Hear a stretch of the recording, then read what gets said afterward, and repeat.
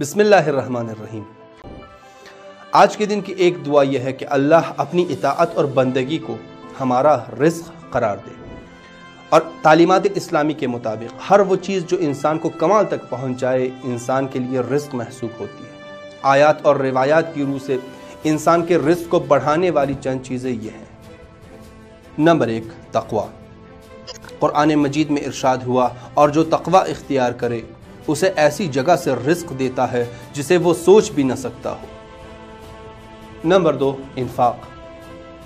قرآن مجید میں ارشاد ہوا، اور جو تم خرچ کرتے ہو اس کی جگہ وہ اور دیتا ہے اور وہ سب سے بہتر دینے والا ہے۔ نمبر 3، خوش اخلاقی۔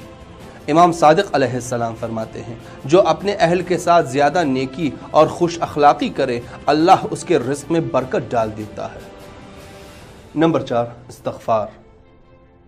امام علی علیہ السلام فرماتے ہیں، استغفار رزق کو بڑھاتا ہے۔ نمبر 5، صلہ رحم۔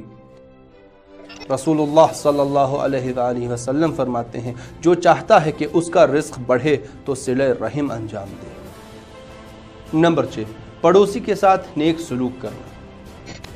امام صادق علیہ السلام فرماتے ہیں، پڑوسی کے ساتھ نیک سلوک کرنا رزق کو بڑھانے کا سبب ہے۔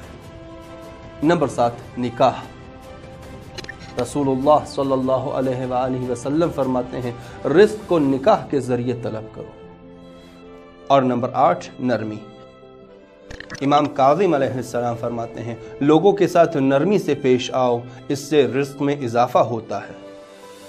اور آخر میں اللہ سے دعا ہے کہ اللہ ہمارے مادی اور معنوی رزق میں برکت عطا فرمائے۔ والحمدللہ رب العالمین۔